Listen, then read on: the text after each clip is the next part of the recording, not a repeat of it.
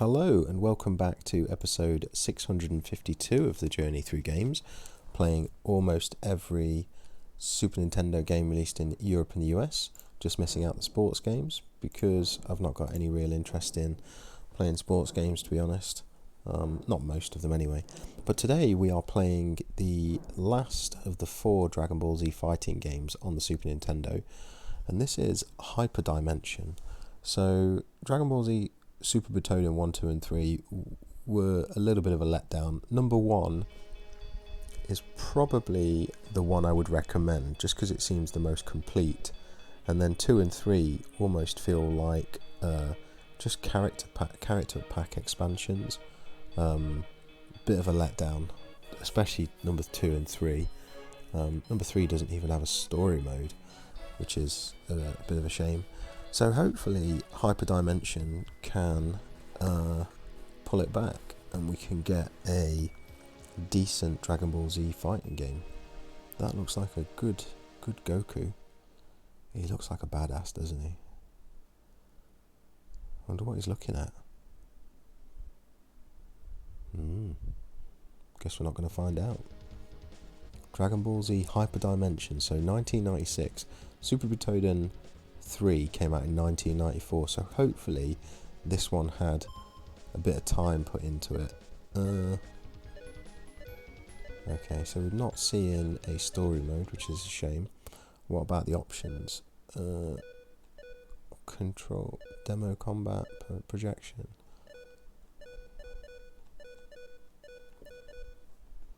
Okay, doesn't seem terrible so far.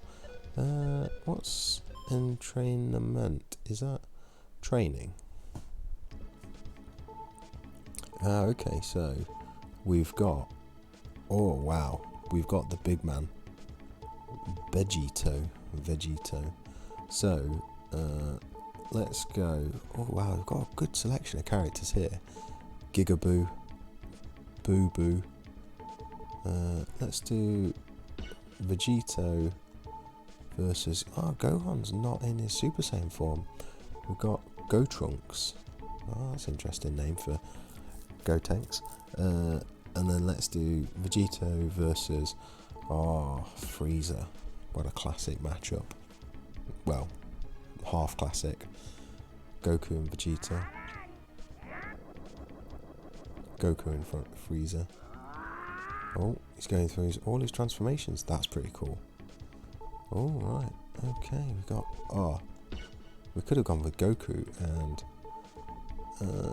so it seems very similar to Super Butoden 3, which doesn't fill me with confidence, if I'm honest. Allez.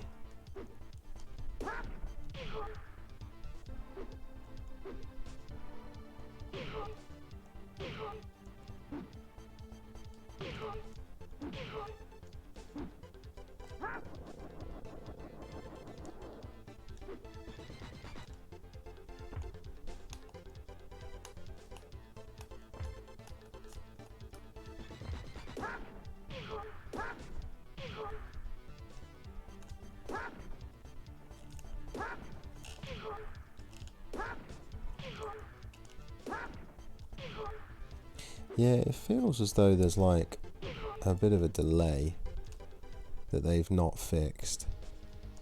Okay, so that's combat versus 2-player. No, let's go back. Champion. Yeah, this again doesn't have a story mode, which is a shame. Oh no, let's go back. So I think the closest, if we want to compete against the computer, the only option, actually no, let's go back. Here in options, can we see what the controller, colour scene, no, I don't think we can see what even the controller options are. So if we go to combat against the computer, I'm guessing that is CPU. Who are we going to go with? That's a cool looking Piccolo, isn't it? let's be Perfect Cell against Gohan. Let's right the wrongs of the past.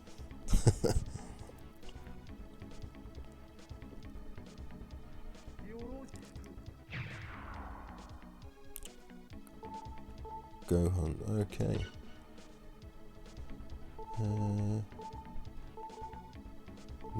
Nouveau.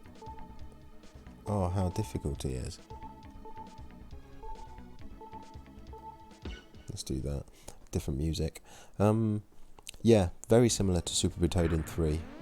Just like has more updated sprites, I think. Oh, did he swipe that away?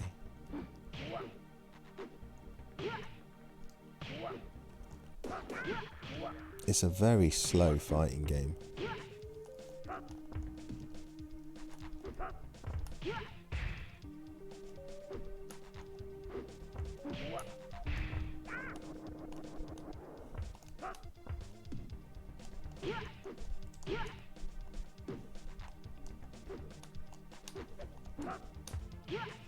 Haha. That's at least new.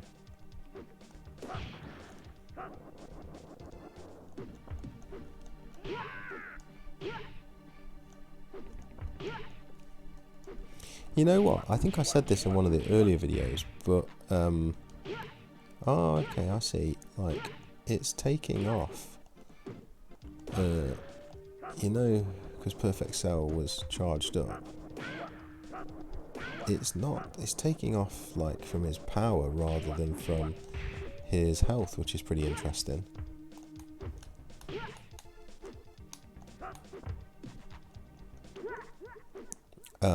Yeah, so what I was saying before was I played Clayfire Tournament Edition before starting these 4 Dragon Ball Z fighting games, and I think if these games didn't have the Dragon Ball license, I would say that Clayfire Tournament Edition was a better made fighting game than this one.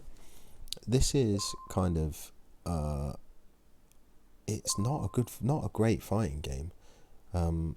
It's sort of only really made interesting by the license, which is a shame to say, in my opinion anyway. Let's do Majin Vegeta against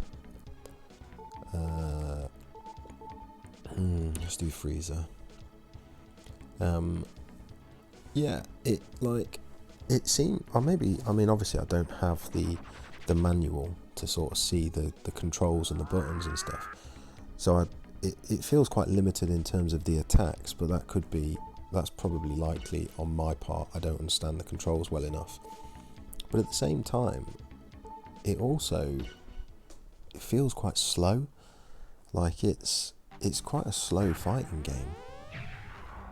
Like, look.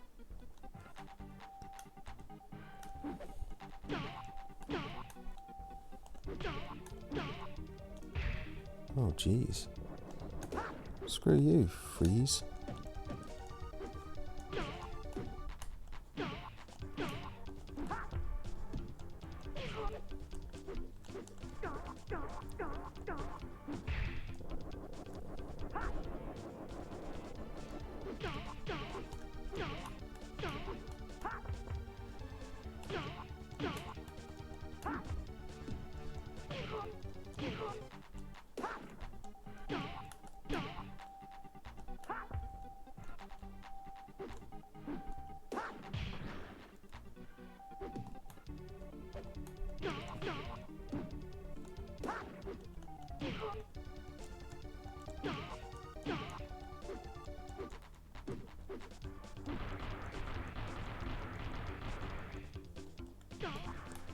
Uh-oh.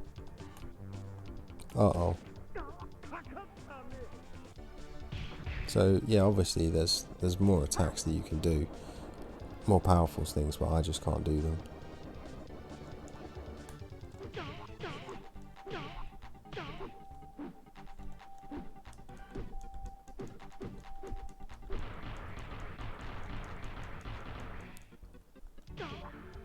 Uh-oh.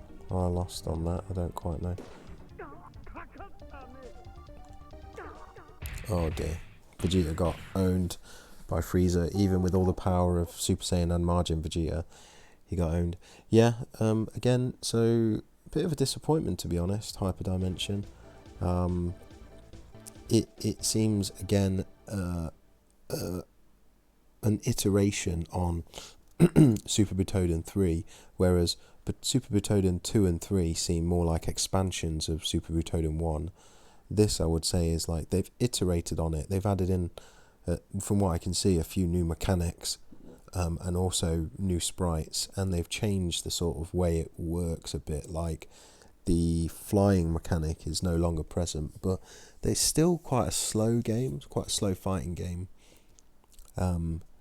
And yeah, I think without the Dragon Ball Z license, if you take that away, and it was just random characters, I don't think it would hold up very well on its own merits as a fighting game. So yeah, that's unfortunately my thoughts on Dragon Ball Z Hyperdimension. I think if I was going to recommend one, I would just recommend Super Butoden 1. I think that is the one that is the most complete. It feels like it was the least rushed, whereas all the others so far seem like they've kind of been a bit rushed. There's no story mode in this one, for instance, and perhaps they are just there to capitalise on the license, which is a shame. But yeah, that'll do it for this episode. I'll see you guys next time.